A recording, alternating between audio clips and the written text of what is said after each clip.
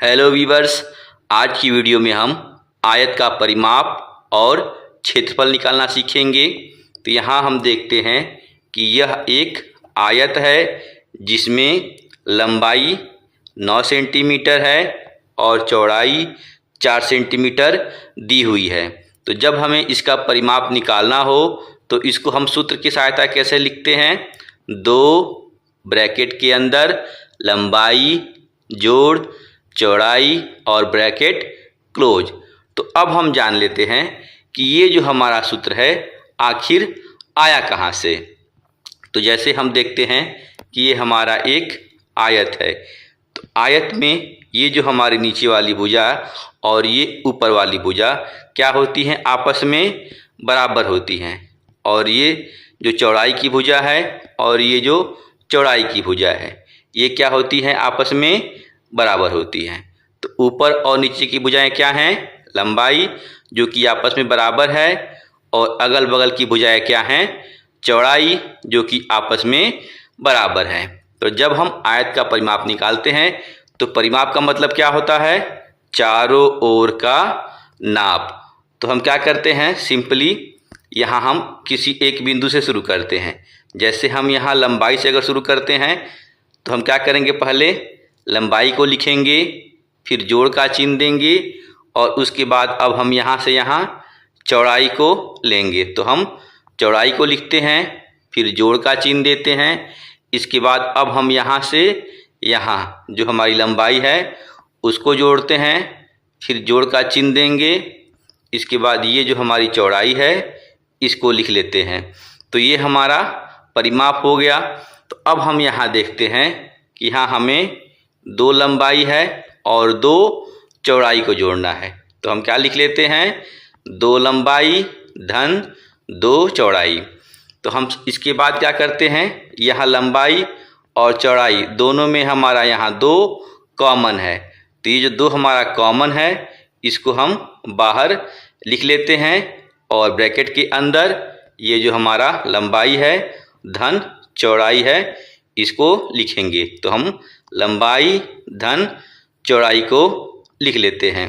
तो अब आप समझ गए होंगे कि ये जो आयत के परिमाप का जो सूत्र था कि 2 ब्रैकेट के अंदर लंबाई धन चौड़ाई कैसे आया, आप समझ गए होंगे। तो अब हम यहाँ इस सूत्र की सहायता से आयत का परिमाप निकालना सीखते हैं। तो सबसे पहले हमारा यहाँ 2 है, तो हम क्या करते हैं? 2 को लिख लेते हैं, फिर ये हमारा ब्रैकेट है तो ब्रैकेट को हम वैसे का वैसे उतार देंगे। अब यहाँ जो लंबाई दिया है तो यहाँ हम देखते हैं कि लंबाई का मान कितना है। तो ये हमारी लंबाई है और इसका मान हमारा 9 है। तो हम यहाँ लंबाई की जगह पर क्या लिख देते हैं? 9, और इसके बाद ये जोड़ का चिन्ह हमारा उतर जाता है। और चौड़ाई का मान हमारा कितना है? चौड़ाई हमारी 4 सेंटीमीटर है। यहाँ से यहाँ तक की जो चौड़ाई है वो 4 सेंटीमीटर है। तो हम यहाँ चौड़ाई की जगह पे 4 लिख लेते हैं और ब्रैकेट को बंद कर लेते हैं। इसके बाद हम क्या करते हैं? ब्रैकेट के अंदर का काम करते हैं।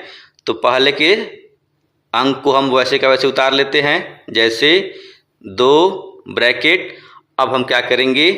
9 धन 4 है तो 9 और 4 को जोड़ेंगे। तो जब 9 और 4 को हम जोड़ते हैं तो कितना आता है? 13। तो हम यहाँ क्या लिख देंगे? 13 और ब्रैकेट को बंद कर देंगे। तो अब हमारा यहाँ क्या हो गया?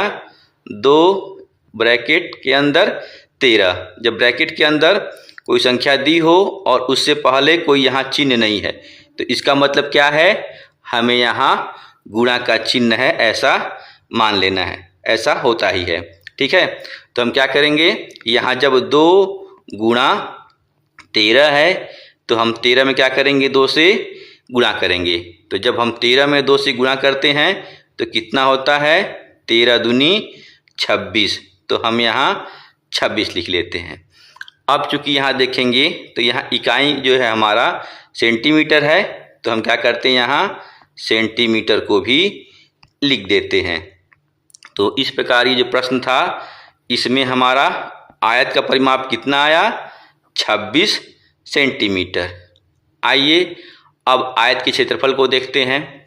यहाँ हम देखते हैं कि यहाँ जो आयत है इसकी लंबाई कितनी है, 7 सेंटीमीटर और चौड़ाई हमारा 5 सेंटीमीटर है। तो सबसे पहले हम आयत का क्षेत्रफल का सूत्र जान लेते हैं। तो आयत का क्षेत्रफल बराबर क्या होता है, लंबाई गुणा चौड़ाई। तो अब हम क्या करेंगे, ठीक वैसे ही लंबाई और चौड़ाई का मान रख करके इसको हल करेंगे। तो सबसे पहले हम क्या करते हैं, लंबाई का मान लिखते हैं जो कि कितना है, 7। तो हम यहाँ लंबाई के जगह पे क्या लिख देंगे, 7।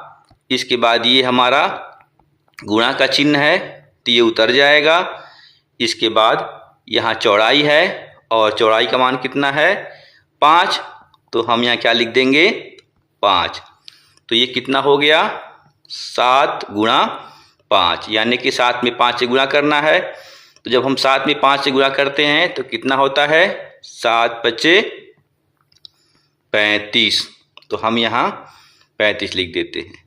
इसके बाद जब हम क्षेत्रफल निकालते हैं तो इकाई लिखते हैं। तो इकाई क्या होता है, वर्ग, और यहाँ जो भी दिया है जैसे सेंटीमीटर है यहाँ, तो क्या हो जाएगा, सेंटीमीटर, यानी कि 35 वर्ग सेंटीमीटर इसका उत्तर आएगा।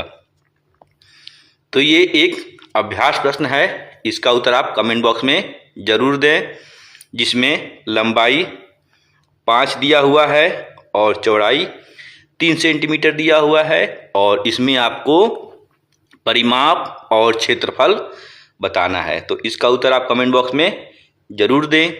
बाकी वीडियो अच्छा लगा हो तो लाइक और शेयर करना भूलें। मिलते हैं ऐसे ही ज्ञानवर्धक अगली वीडियो में, तब तक के लिए बाय बाय।